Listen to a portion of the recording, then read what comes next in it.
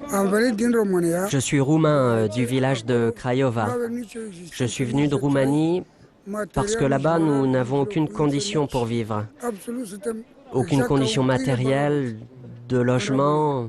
On vit exactement comme des chiens errants en Roumanie. C'est à la fois le bout du monde et à quelques centaines de mètres de la Part-Dieu. Des dizaines de Roms installent leur maison de fortune sur un terrain entre la voie SNCF et le tramway. Ce bout de terre appartient au Conseil général du Rhône. La collectivité a saisi le tribunal pour faire expulser les familles. Surprise, les juges ont estimé qu'il n'y avait pas lieu d'expulser. Il n'y a pas d'usage particulier actuel ni futur du terrain. Donc pas d'atteinte à la propriété privée.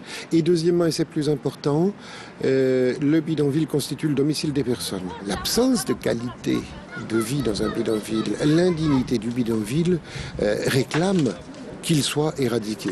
La question qui est posée, c'est comment. Le tribunal nous dit l'expulsion ne suffit pas, il faut autre chose. Et c'est ça qui aujourd'hui fait l'enjeu numéro 1. Résultat, les baraquements sont là pour longtemps. Les Roms, eux, ne demandent qu'à s'intégrer dans la société française. Alors nous, ce qu'on a à dire, c'est qu'on est très contents. On remercie les personnes qui ont permis qu'on puisse rester ici. On est très contents de cette décision. On peut rester plus longtemps, on peut permettre aux enfants d'aller à l'école. Beaucoup sont inscrits à l'école, au collège. La France, ce sont nos frères. Qu'on nous donne une chance, ne serait-ce qu'avec du travail. Beaucoup ont ici un métier. Moi, j'ai un métier. Je suis maçon, chauffeur professionnel depuis 1973. Et je n'ai pas trouvé de travail en Roumanie.